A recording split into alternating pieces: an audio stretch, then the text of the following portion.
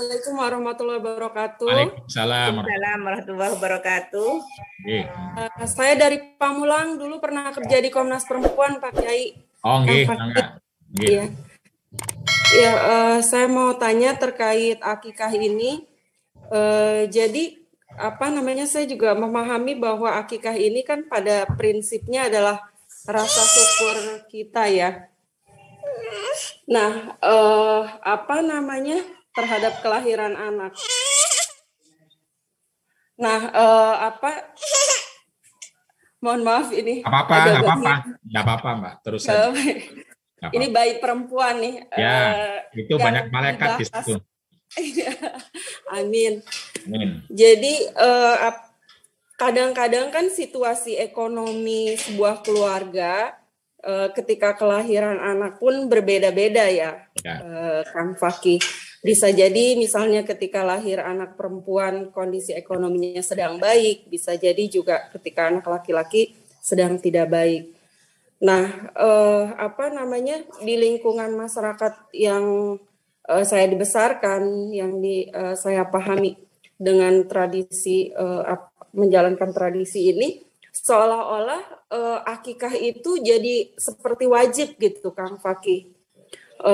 Misalnya dan ya tetap anak laki-laki menjadi prioritas. Misalnya ketika saat anak itu lahir dan tidak mempunyai kecukupan ekonomi untuk membeli kambing misalnya, karena tradisinya kambing ya. Nah, bahkan sampai si anak itu meninggal pun seolah-olah keturunannya itu punya kewajiban gitu. Misalnya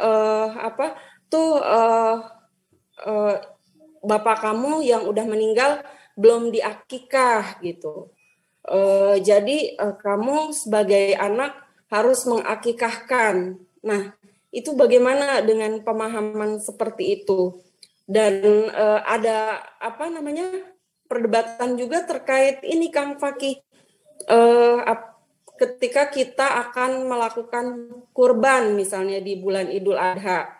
Nah, ketika orang yang belum akikah itu seolah-olah wajib akikah dulu gitu sebelum dia berkurban. Nah, bagaimana dengan hadis itu? Ini keluar enggak ya? Jadi sama terkait akikah ya. Nah, itu jadi seolah-olah kalau akikah buat laki-laki ya masih wajib bahkan ketika dia sudah tidak ada gitu, dan menjadi tanggung jawab keturunannya. Itu aja sih. Terima kasih. Assalamualaikum warahmatullahi wabarakatuh. Waalaikumsalam warahmatullahi wabarakatuh. Mau langsung dijawab Pak Yai, apa ini banyak yang raise hand? Enaknya gimana? Terserah Mbak Odak deh. Bisa langsung saya kan dijawab tamu. Mungkin. Boleh, oke. Iya, langsung dijawab. Siti Nurjana, terima kasih. Ya, kalau kita kembali kepada fikihnya, itu mayoritas ulama mengatakan sunnah. Jadi mayoritas ulama itu ya Maliki, Syafi'i, Hambali, sunnah. Sebagian Hanafi mengatakan tidak sunnah, boleh saja, boleh, kecuali disunat. Jadi dia boleh, bukan sunnah, kecuali diniatkan untuk kebaikan, misalnya sedekah dan lain sebagainya. Jadi boleh nggak sih bersyukur? Ya boleh bersyukur, masa nggak bahkan baik gitu. Tapi kalau niatnya tertentu bisa jadi dapat pahala.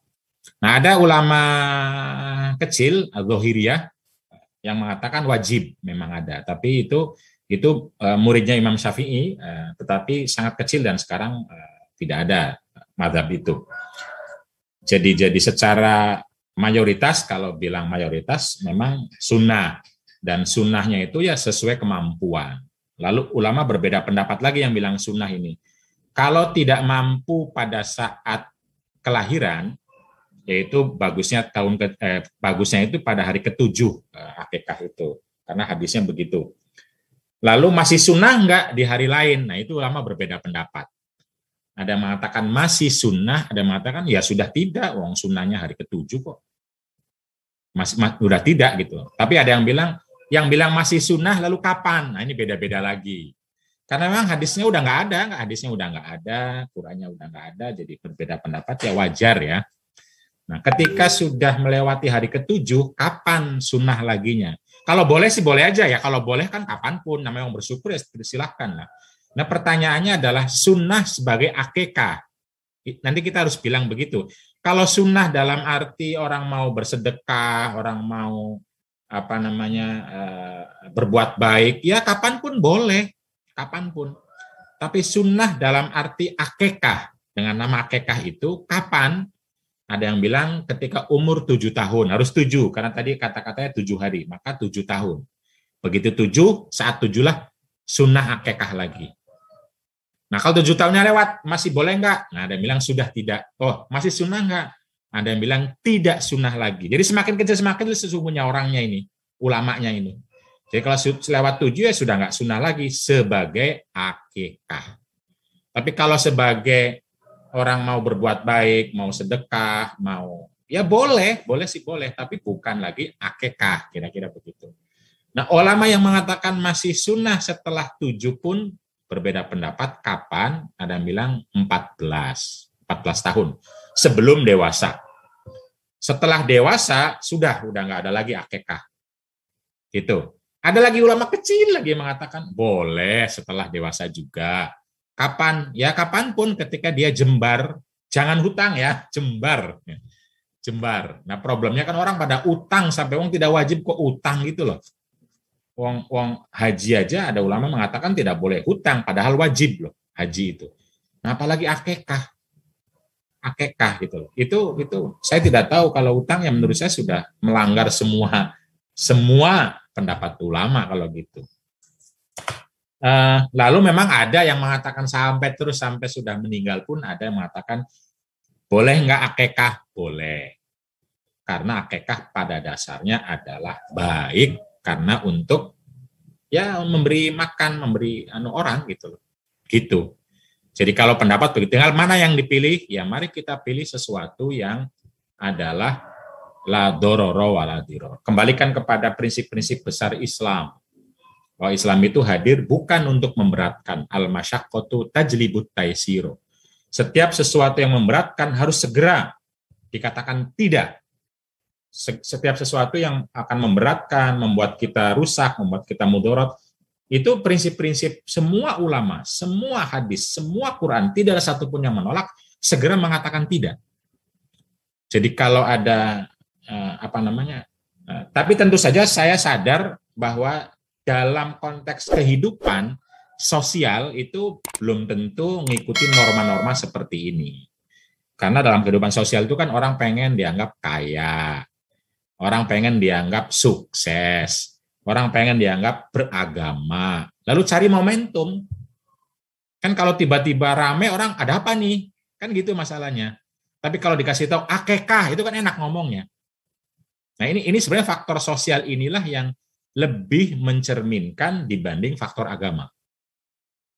Dibanding faktor agamanya. Kalau agamanya bilang, kalau berat nggak usah, sejak bayi bahkan. Kalau berat, kalau tidak mampu, kalau nggak usah sampai utang-utang, nggak perlu gitu loh. Dan nggak perlu dibebani, wong ini cuma rasa syukur saja kok, gitu loh kira-kira. Nah tetapi kita itu secara sosial, ini kan kadang-kadang pengen berbuat sesuatu. Tetapi kalau nggak ada momentumnya kan orang tanya ada apa gitu. Nah kan karena itu kan selamatan punya mobil, selamatan punya motor, curang itu kan mencari momentum itu agar supaya kita punya ikatan dengan sosial. Nah itu sebenarnya itu dalam konteks sosial ya. Saya kira itu baik-baik saja, tetapi lagi-lagi jangan sampai memberatkan, lalu membuat orang-orang yang tidak mampu pada akhirnya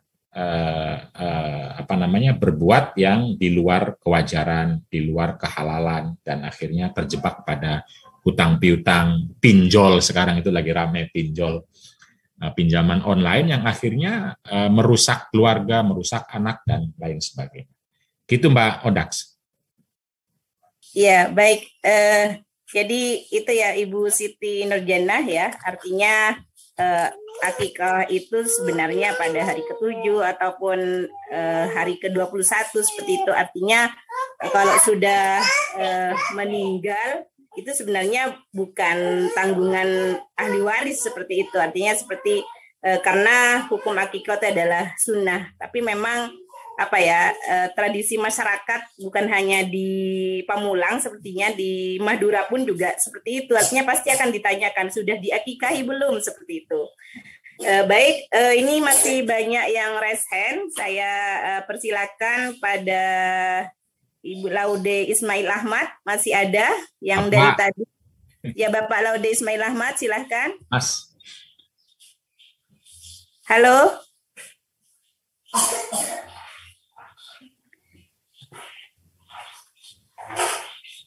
Iya. Halo Mbak. Halo, ya, Silakan. Waalaikumsalam. Ya, silahkan.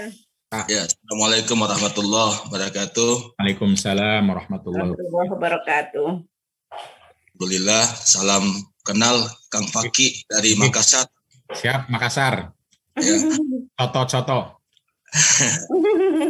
Melanjutkan yang tadi yang Ibu Mbak pertama yang menanyakan, mungkin ada hadis lainnya Kang Faki ya, bahwa seorang anak itu tergadaikan ya, sampai kemudian harus diakikah. Jadi mungkin argumentasi hadis itu kemudian ya orang berusaha semaksimal mungkin ya sampai pinjam itu untuk mengakikah anak-anaknya. Yang kedua Kang Faki, jika Al-Quran dan hadis itu datang untuk mengubah realitas sosial yang ada pada masa Nabi atau pada masyarakat pada saat itu, yang terjadi kemudian hari ini adalah kita membuat realitas sosial baru. Jadi mestinya kita membaca realitas sosial ketika Al-Quran dan hadis diturunkan sebagai pijakan dasar dalam memahami teks agama itu. Kalau kita malah membangun realitas baru yang bertentangan dengan realitas awal munculnya teks itu. Ya. Jadi misalnya jika filosofi dasarnya bahwa akikah itu adalah rasa syukur, maka mestinya tidak ada penyebutan jumlah ekor yang mesti dipotong dan tidak mesti ada pembedaan antara laki-laki perempuan. Karena saya kira Kang Faki, mungkin jumlah hewan yang dipotong itu kan akan kembali ke kondisi sosial ekonominya kan. Jadi jika mereka mampu ya meskipun 10 ekor silakan gitu. Jadi boleh jadi dalam pandangan saya Kang Faki, hadis-hadis yang kemudian menyebutkan ada jumlah ekor, mungkin boleh saja itu kata sosial yang muncul pada saat itu. Bahwa ada keluarga yang melaksanakan syukuran kelahiran anaknya karena ekonominya mampu, maka dia motong 2 dan kebetulan bayi itu laki-laki gitu. Kemudian ada juga realitas sosial pada saat itu ketika anak bayi lahir melakukan syukuran, dia hanya potong 1, ekonominya hanya ekonomi 1 gitu, dan kebetulan perempuan. Mungkin realitas ini kemudian melahirkan narasi teks, ya narasi teks. Karena secara seperti tadi Kang Faki sampaikan bahwa secara teologis tidak mungkin Nabi melakukan pembedaan, ya padahal jumlah binatang bahwa laki-laki 2 perempuan 1. Tentunya kan kata Nabi tidak adil, kenapa laki-laki 2 perempuan 1 gitu. Penjelasan tentang 21 itu kan hanya amalia Nabi pada cucunya ya, dan saya kira logis ya sebagai Nabi, sebagai contoh umat, saya kira ya Nabi akan melakukan hal yang terbaik untuk kedua cucunya. Mungkin itu pandangan saya Kang Faki, mohon dikoreksi kalau salah. Terima kasih. Assalamualaikum warahmatullahi wabarakatuh. Waalaikumsalam warahmatullahi wabarakatuh. Ada yang perlu dikoreksi Pak Laude? Kecuali terakhir ungkapannya Nabi 2:1 itu tidak. Kalau di hadis yang Nabi 1:1. Kalau di hadis yang Nabi praktekkan ya, tapi kalau Nabi ucapkan ya. Tapi yang praktekkan untuk kedua cucunya 1:1 paling itu. Tapi soal analisisnya saya secara pribadi setuju aja, orang bersyukur ya boleh apa saja, bahkan tidak kambing pun boleh. Jadi ayam ya boleh aja. Cuma apakah dinamakan akikah atau tidak, nah itu kan mungkin urusan fikih ya. Orang bersyukur ya boleh kambing, boleh ayam, boleh terong. Saya lebih suka terong daripada yang kambing misalnya. Silahkan yang lain. Ini ada Ibu Rosania dari Kota Malang. Silahkan sebelum saya bacakan di chatbox mungkin yang resen dulu, Ibu Rosania. Halo Ibu. Ya, silakan. Ya. Assalamualaikum warahmatullahi wabarakatuh. Ya, bertemu lagi Kiai Fakih, matur nuwun, semalam sudah bertemu hari Jumat malam ya sudah bertemu. Hampir sama sebenarnya pertanyaan yang di pertama dan kedua terkait akikoh ini. Jadi mungkin pertanyaannya pada kenapa pilihannya adalah seperti hewan kurban gitu. Jadi misalnya kambing terutama. Nah itu apakah hewan yang lain tidak diperbolehkan? Kan tadi konteksnya adalah bersyukur gitu. Jadi apa yang ada ya itu yang kita lakukan dengan bersyukur ini. Tapi kenapa yang dituju adalah seperti hewan kurban? Yang pertama, kemudian yang kedua, tadi kalau misalnya anak-anak kita itu belum kita akikoh itu tergadai. Misalnya hari ini secara ekonomi orang tua mampu satu untuk anak laki-laki, nanti kemudian orang tua di tahun kapan lagi kan kemarin kurang satu jadi nambah satu, jadi kayak seperti memang ada keharusan gitu, ada kayaknya kalau tidak dilakukan tambah satu ini kurang afdol gitu ya bahasanya gitu. Nah, sementara kalau perempuan ya sudah alhamdulillah sudah satu misalnya. Ini pengalaman pribadi saya alami gitu. Mohon pencerahannya Kiai Fakih. Matur nuwun. Assalamualaikum warahmatullahi wabarakatuh. Waalaikumsalam. Ya, seperti yang saya bilang tadi, kalau berangkatnya dari rasa syukur, niat syukur, itu sesungguhnya ya berapapun boleh-boleh saja, sudah berapapun. Ini kan sama kayak sholat misalnya ya. Sholat itu kan kalau diartikan sholat mutlak, itu kan ya relatif, kecuali yang ada hari-hari yang tidak boleh, jam-jam tidak boleh, itu kan boleh kapan saja. Kapan saja boleh 2 rakaat selain yang diharamkan misalnya habis subuh ya. Tapi yang lain kan ya boleh gitu loh sholat itu. Nah tapi kalau kita pengen ada namanya sholatnya, maka harus ngikutin tata caranya. Duha misalnya, maka ada waktu tertentu. Nah rasa syukur terhadap bayi itu ya boleh apa saja, kapan saja.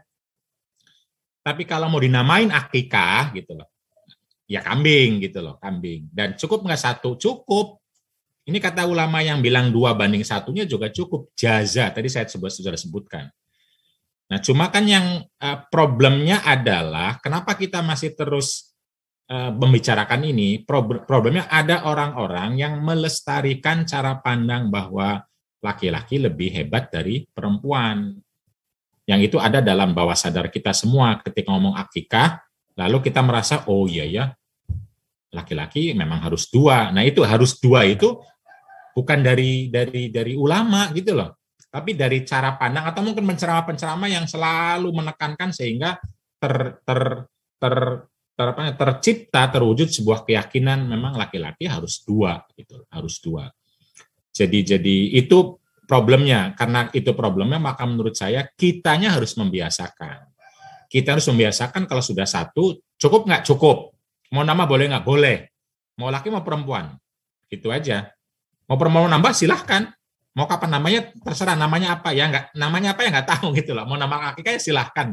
Kita tidak tahu pas apa nggak nama itu. Jadi mungkin kita perlu membiasakan itu untuk mengatakan bahwa akikah itu cukup 1. Kalau mau cukup-cukupan, boleh nggak nambah? Boleh. Berapa nambahnya? Ya 2 atau ya berapapun silahkan gitu loh. Silahkan kalau memang mau nambah. Jadi itu yang menurut saya lebih sesuai kalau kita mau menggabungkan semua hadis yang ada. Nah, kalau masih ada orang yang pengen ngomong 2:1, silahkan selama tidak dijadikan alasan untuk mengatakan bahwa laki-laki lebih baik dari perempuan. Kalau sudah sampai mengatakan demikian, maka ini salah total. Tapi sebaiknya kita tidak, karena sering digunakan begitu gitu loh. sebaiknya ya sudah, menurut saya cukup satu-satu, tapi kalau mau lebih dua-dua. Gitu, kalau mau lebih ya dua-dua, perempuan 2, laki-laki 2. Kalau mau lebih, tapi kalau mau cukup-cukupan cukup 1. Begitu kalau menurut saya. Ya, ini Pak Yefaki, karena mungkin juga waktu ini masih yang resen 2, barangkali langsung bagaimana aja. kalau ditampung Langsung dulu aja, ya. tampung aja semua dan Ya. cepat-cepat aja. Ya baik, silakan Ibu Arifah dari Desa Prancak, dari Madura ini, dari Semenep. Oh, Semenep ya. Ya. Assalamualaikum warahmatullahi wabarakatuh. Waalaikumsalam. Assalamualaikum warahmatullahi wabarakatuh. Nama saya Arifah. Sebelumnya salam kenal kepada Kiai Faki Abdul Qadir. Semoga tidak hanya bertemu di virtual ini saja, semoga jumpa nanti di pertemuan selanjutnya. Siap. Pertanyaan saya adalah, apakah betul kata orang-orang, kalau orang atau anak kita ini belum diakikohkan itu nanti dituntut di akhirat.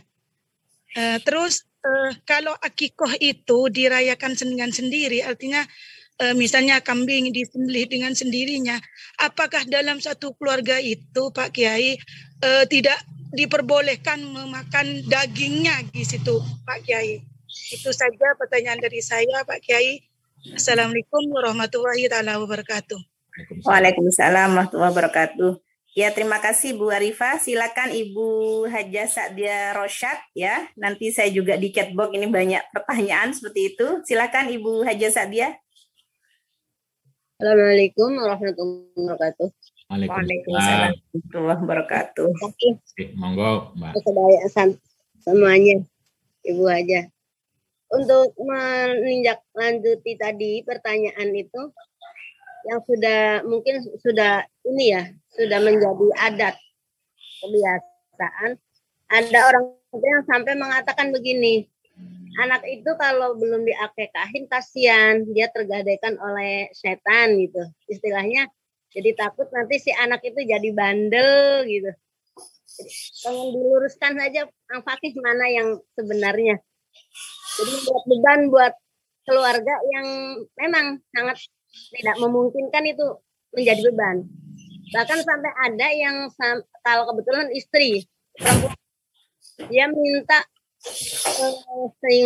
sang suaminya itu untuk melaksanakan akikahnya. Dan sudah sering terjadi, kan kebanyakan suka bawaannya itu bawa kambing gitu. Ya udah katanya kambingnya buat akikah istri saya. Nah, monggo dilakukan. Matur nuwun, teman-teman. Waalaikumsalam warahmatullahi wabarakatuh. Ya baik, silakan dijawab dulu Pak Yai, nanti saya setelah ini akan membacakan yang di chatbox seperti itu. Yang resen sudah tidak. Ya, saya kira 2 pertanyaan tadi saya kira mirip ya, soal apa namanya bahwa bayi itu tergadai dan itu penting untuk diakekahi. Saya berangkatnya kepada apa yang dikatakan oleh mayoritas ulama bahwa akikah itu sunnah. Nah, kalau sunnah itu ya wajib aja sesuai kemampuan, apalagi sunnah gitu. Kalau sunnah itu kan saya kira sepakat artinya adalah kalau dilakukan baik dan dapat pahala. Dan kalau dilakukan kita nggak perlu mencela orang, kita nggak perlu menyalahkan orang gitu. Jangan menyalahkan orang kalau orang tidak melakukan sunnah itu, kecuali dia membatalkan sunnah. Itu baru tidak boleh. Tapi kalau ada orang tidak melakukan sunnah itu ya biar aja dia nggak dapat dosa kok dia itu gitu loh. Itu kalau kita ngikutin pendapat mayoritas ulama itu ya. Tetapi tentu saja memang ada hadis tentang yang disebutkan murtahanun itu, bahwa anak tergadaikan, ada hadisnya. Tetapi hadis ini juga diperdebatkan oleh ulama bagaimana memaknainya dan bagaimana sahih tidaknya itu, memaknai seperti apalah kira-kira ya. Jadi makna apapun kalau menurut saya jangan sampai makna itu merusak hukum kesunahan tadi. Jadi ya mungkin anjuran ya, saya kira ya anjuran bersyukur itu kan baik, saya kira bersyukur itu saya kira baik sekali. Dan murtahanun itu ya artinya kan begini ya, kita kalau diberi sama orang, itu kan kita murtahanun, kita terikat untuk juga memberi kepada orang tersebut. Nah di kampung kan sering tuh, kalau kita punya acara, kita dikirimin atau dikasih beras, kita kan berpikir kapan kita ngasih beras lagi. Kalau kita kondangan ke orang, kadang-kadang orang yang dikondangan berpikir kapan dia kondangan ke kita. Nah itulah murtahanun itu begitu. Jadi kita kan diberi anak oleh Allah Subhanahu wa taala, maka ya ayo kita bersedekah gitu loh. Jadi menggunakan kata bertahanun, murtahanun atau tergade untuk mengatakan bahwa kita ini diberi kehidupan oleh Allah Subhanahu wa taala. Bayi kita ini anugerah dari Allah Subhanahu wa taala, dan anugerah ini akan lebih baik, lebih leluasa kalau kita bersedekah atasnya dengan nama akikah itu. Jadi saya lebih senang mengartikan murtahanun itu artinya adalah anjuran, motivasi agar kita banyak bersedekah, banyak bersyukur, banyak berbuat gitu loh. Baik, tapi tentu saja bukan bersyukur berbuat yang membuat kita justru akan mengalami kesusahan, mengalami kesempitan, bahkan hutang piutang dan lain-lain sebagainya. Tapi kalau kita misalnya punya target bahwa saya punya anak pengen nyembelih kambing 2 atau kambing 1 sebagai akikah, saya kira target kan baik sekali. Target karena target itu akan mendorong kita untuk bekerja keras, mendorong kita untuk menabung. Saya kira kita pegang sebagai sesuatu yang positif saja. Tradisi itu dalam konteks itu saya kira baik. Tetapi ketika pada saatnya tidak bisa, nah ini yang penting. Tidak bisa, jangan dijadikan alat untuk mendiskreditkan orang, menyalahkan orang, merendahkan orang. Anda tidak akikah, Anda tidak ikut Nabi, Anda tidak Islami, gitu-gitu loh. Itu yang menurut saya melanggar akhlak. Tapi kalau artinya memotivasi, artinya membuat orang giat untuk bekerja, untuk menabung, untuk bersyukur, untuk bersedekah, untuk berbuat baik, untuk membuat perayaan, ya saya kira baik dari sisi itu ya. Ini kan soal respon saja, kita meresponnya bagaimana. Jadi menurut saya itu secara umum. Jadi akikah itu tentu saja baik sebagai rasa syukur, baik sebagai motivasi untuk bisa bekerja, untuk bisa menabung, tetapi pada saatnya ketika tidak bisa, jangan dijadikan alasan untuk merendahkan, menyalahkan, atau orang yang tidak mampu melakukannya, yang tidak bisa melakukannya.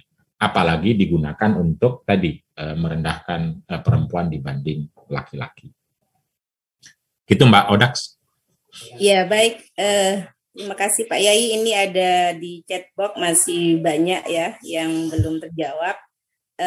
Salah satunya ini dari Bunyai Nur Rofiah. Jadi Bunyai Nur Rofiah, apakah menurut masyarakat jahiliyah waktu itu akikah memang terhitung hutang seperti itu Pak Yai?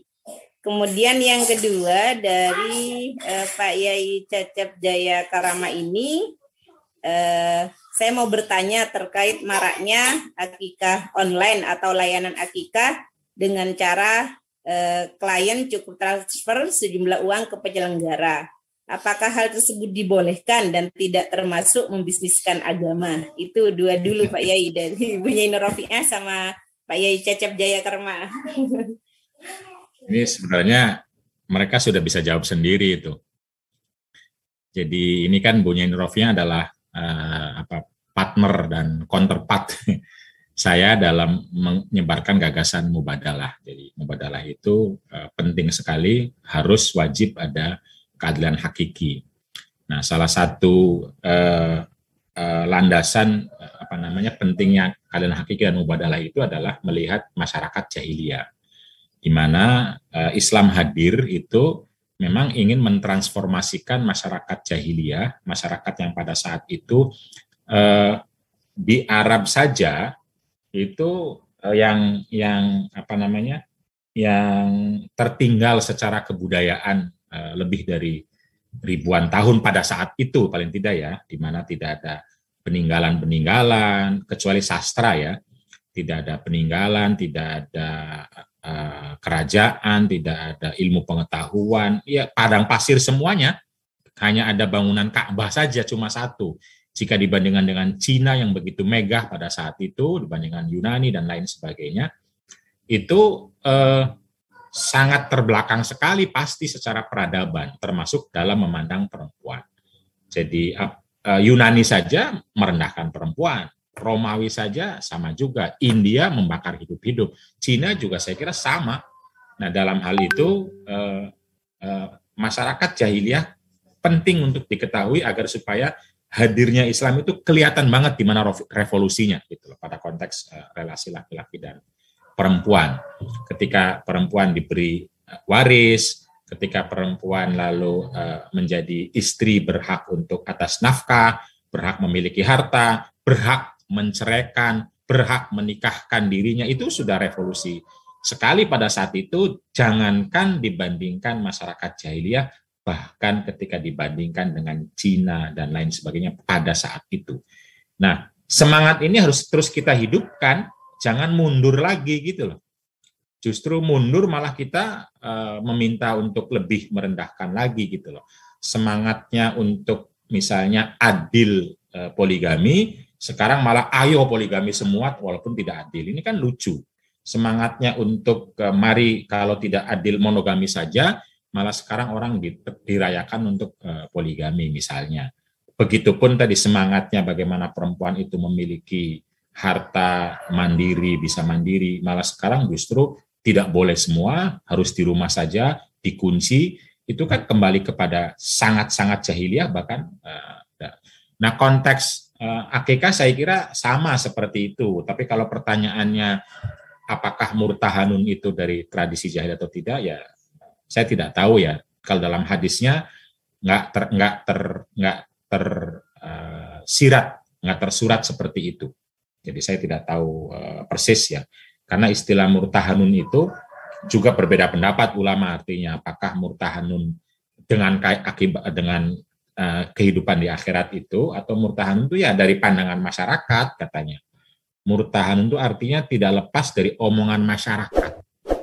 Murtahanun itu. Jadi kalau Anda belum akikah, akan diomongin masyarakat, belum akikah ya, akan begitu. Itu murtahanun itu.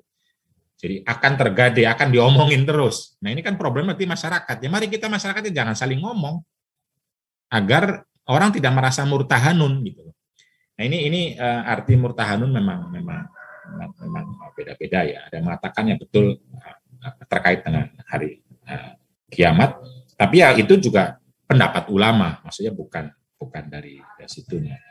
Nah, soal akikah online, saya kira itu secara umum bentuk kreativitas ya. Nah, kreativitas karena kalau saat ini ya hampir semua memang akan dibisniskan, haji semua, saya kira semuanya. Semua ya, kita tidak bisa, hidup ini tidak bisa lepas dari bisnis. Nah, tinggal yang paling penting adalah bagaimana itu tidak menipu. Bagaimana itu, nah itu penting sekali untuk memastikan bahwa akikahnya itu betul-betul dilakukan. Karena kan seringkali akikah, kurban, atau bahkan dam di Saudi, kalau teman-teman ngikutin, kita bayar dam, kita bayarnya kan kepada orang.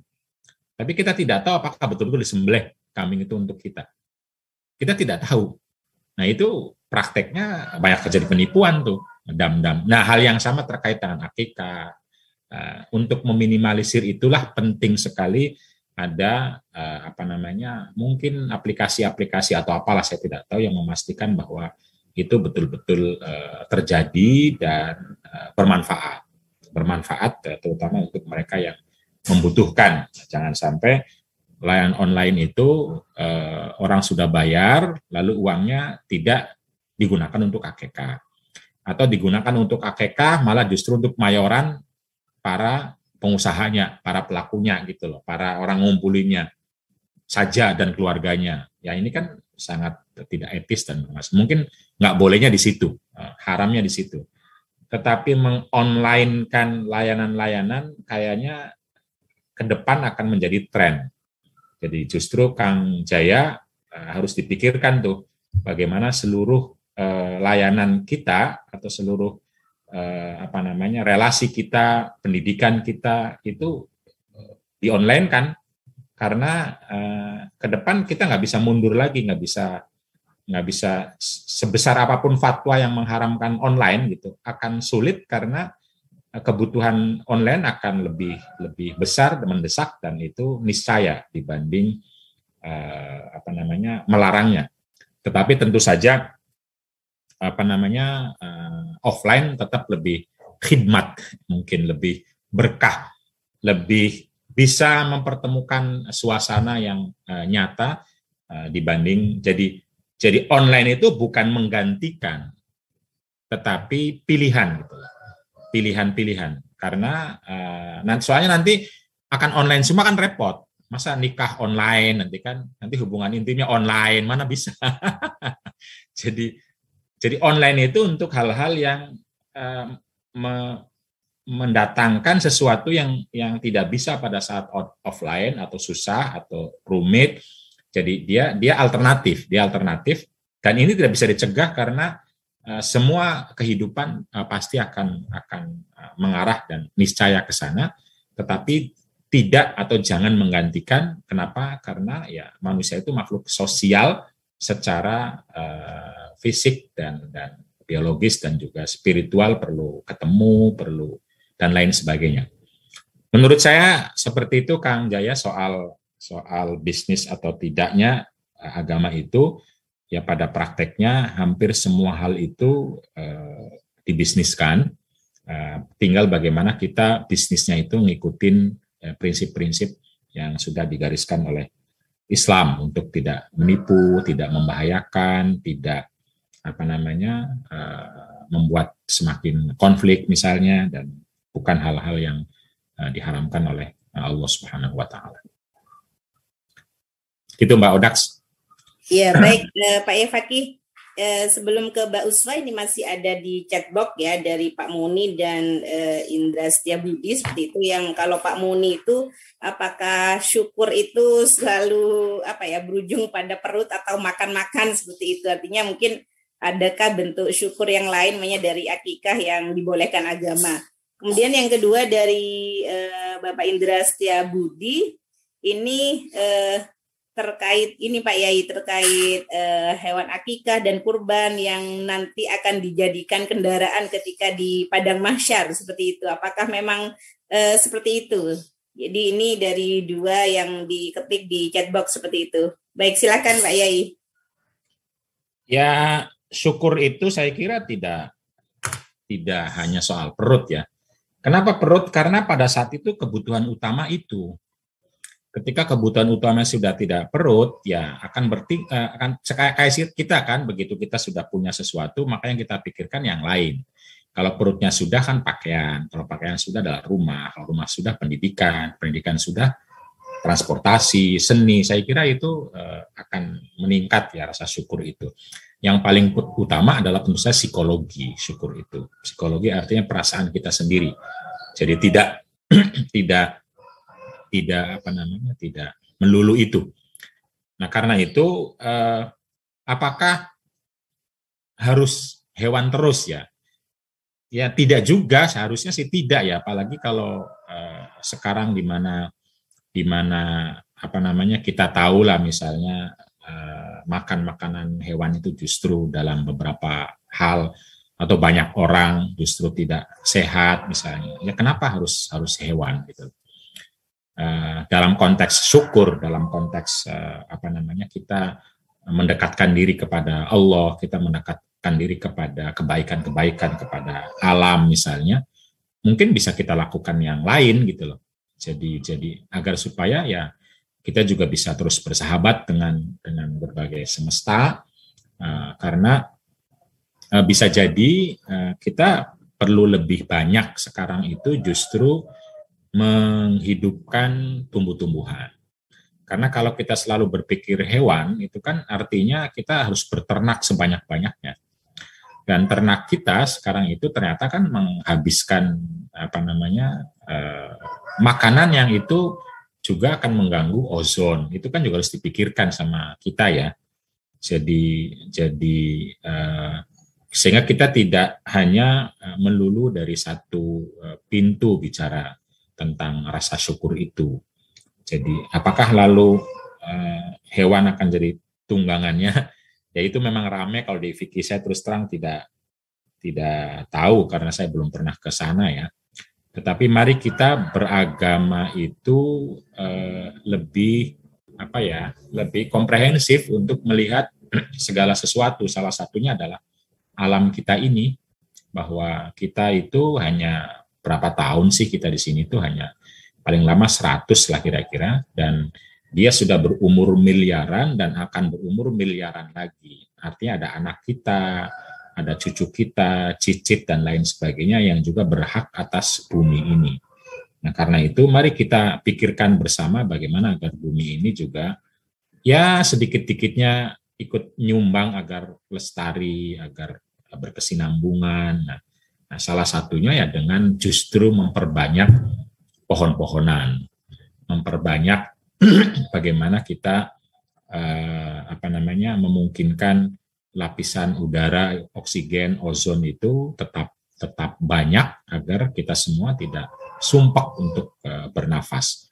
Nah, konsumsi daging itu secara pengetahuan itu justru mengurangi itu semua.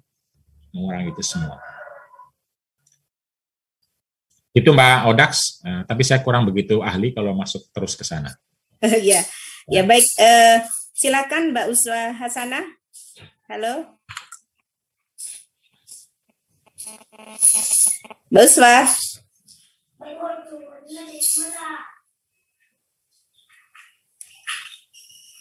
Halo Mbak Uswa, ini sudah buka mic-nya. Sinyal mungkin. Ya. Silakan Mbak Uswa.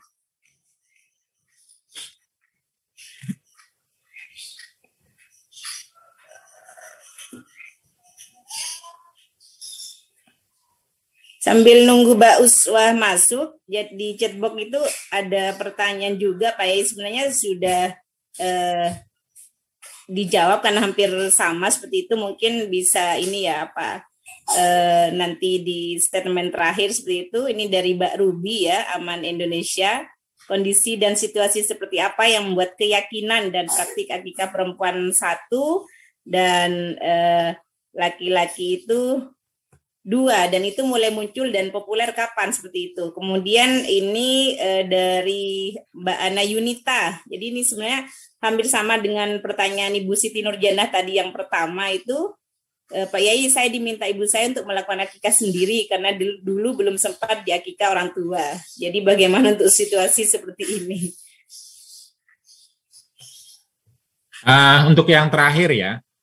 Jadi kalau Anda merasa bahwa itu tidak perlu ya nggak usah, nggak apa-apa. Tinggal bagaimana komunikasi sama ibunya itu kan, itu kan kewajiban lain atau isu lain soal komunikasi sama ibu. Tapi kalau Anda merasa saya mampu, misalnya saya ingin bersyukur, lalu salah satu media syukurnya mumpung ibu saya menganggapnya itu penting ya sudah kita lakukan. Kan kita punya gitu loh misalnya ya. Tetapi kalau kita ingin lebih komprehensif dalam beragama, kita ingin menghormati alam dan lain sebagainya. Ya, dialog saja sama ibu bagaimana bahwa bersyukur itu ada banyak caranya. Bersyukur itu bisa ya itu bisa menjadi media bagi Anda untuk berdialog, berdiskusi, untuk ngobrol sama ibu, nggak usah tegang-tegang. Dan lain-lain ya seperti itu. Jadi saya kira itu bisa jadi media untuk bisa berbicara, bisa ngobrol dan seterusnya dengan ibu. Soal kapan populer ya saya tidak tahu, tapi kalau ngelihat hadis-hadis dan fikih ya sejak awal, sejak masa Nabi sudah ada akikah dan itu tradisi jahiliyah akikah itu. Karena itu ada ulama yang mengatakan enggak, itu enggak sunnah, enggak wajib, itu boleh saja. Orang mau nyembelih kambing ya boleh gitu, tapi bukan sesuatu yang dianjurkan oleh agama, itu kebiasaan orang saja gitu. Kebiasaan orang pada masa jahiliyah. Saya nggak tahu juga apa alasannya Imam Abu Hanifah begitu ya, padahal hadisnya ada gitu loh. Tapi memang biasanya Abu Hanifah itu kan tidak memperhitungkan hadis yang dianggap ahad ketika itu dianggap berbeda dari hal-hal prinsip yang besar dalam Islam. Tetapi ada riwayat hadis, tapi belum saya cek kesahihannya, itu Nabi pernah diminta akikah, enggan, ditanya akikah, enggan, dia nggak mau jawab. Itu pernah begitu. Jadi ada kata-kata enggan gitu loh untuk akikah atau menjawab. Tapi perlu dicek, ya pernah saya baca begitu. Nah itu yang kemudian dijadikan dasar mungkin oleh Imam Abu Hanifah untuk mengatakan akikah itu. Nah kalau kapan populer 1:2 ya sejak saat itu ketika awalnya laki-laki saja, lalu kemudian Nabi meminta harus ada perempuan, harus perempuan juga diakekahi kira-kira, baik diakekahi, lalu orang memikirkannya 2:1. Lalu ya muncul di berbagai tempat. Tapi kalau kata Imam Malik tidak di Madinah. Saya nggak tahu juga tuh. Imam Malik itu kan wafat tahun 204 kalau nggak salah. 204 itu artinya 200 tahun di Madinah itu satu-satu. Di Madinah sendiri ya. Tapi kan Islam sejak masa Nabi sudah ke Syria, ke Mesir, walaupun belum banyak, apalagi tahun setelah pada masa Umar itu sudah hampir ke Cina, sudah lebar.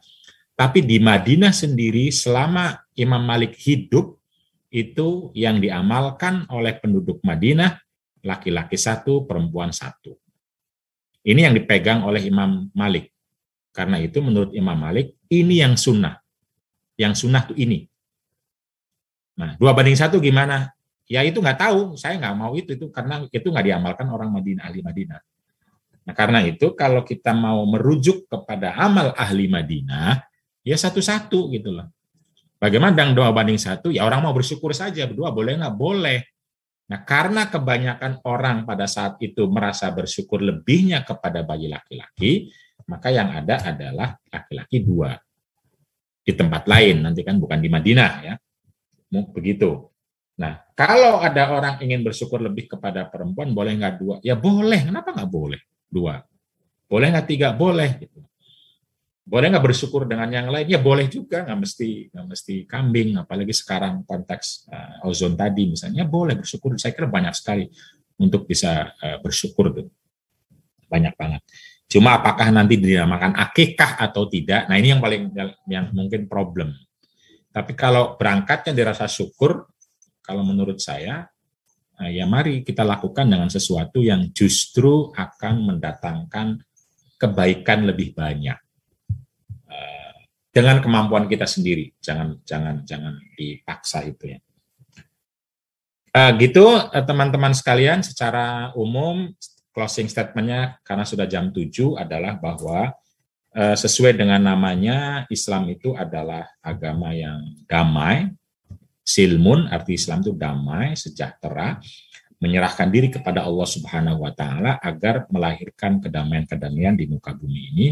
Karena itu, mari kita praktekkan keislaman yang justru menghadirkan kedamaian, kebaikan, kesejahteraan. Jangan berangkat dari pandangan-pandangan yang justru akan merendahkan siapapun, terutama orang-orang yang lemah, anak-anak, wabil khusus adalah perempuan.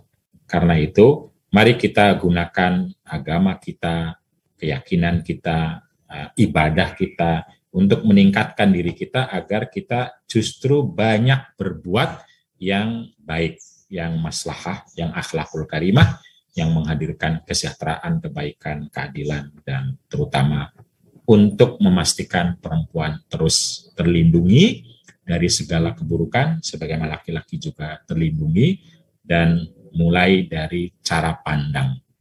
Kita mulai memandang laki-laki dan perempuan sebagai sama-sama hamba, sama-sama manusia, dan punya mandat khalifah fil ard. Nah, beragama kita, ibadah kita, doa kita, itu adalah media untuk mendorong kita dari kondisi yang tadi suka merendahkan, berpraktek membuli, berpraktek melakukan kekerasan, terutama kepada perempuan. Ibadah kita seharusnya menjadi media yang mentransformasikan diri kita ilan nur, minal zulumati ilan nur. Kepada nur itu ya kepada pandangan-pandangan Nur Rafi'ah kepada pandangan-pandangan yang memberi cahaya dalam kehidupan ini, yang penuh peradaban, penuh pengetahuan, penuh keadilan, penuh kedamaian, dan dengan demikian kita akan menjadi pribadi yang damai. Doa saya selalu, Allahumma antas salam, itu doa Nabi. Bahwa Allah adalah damai, kita pengen damai, hidup damai, masuk surga sebagai dunia atau sebagai tempat penuh perdamaian. Terima kasih atas segala waktu, kesempatan, kebersamaan pagi ini. Mudah-mudahan menjadi berkah kita semua untuk terus iman, terus sehat, terus membagi kebaikan, keberkahan di muka bumi ini. Wallahu yarhamuna rahmatan amatan syamilah. Wallahul muwaffiq ila aqwamit thoriq. Wabillahi taufiq wal hidayah. Wassalamualaikum warahmatullahi wabarakatuh.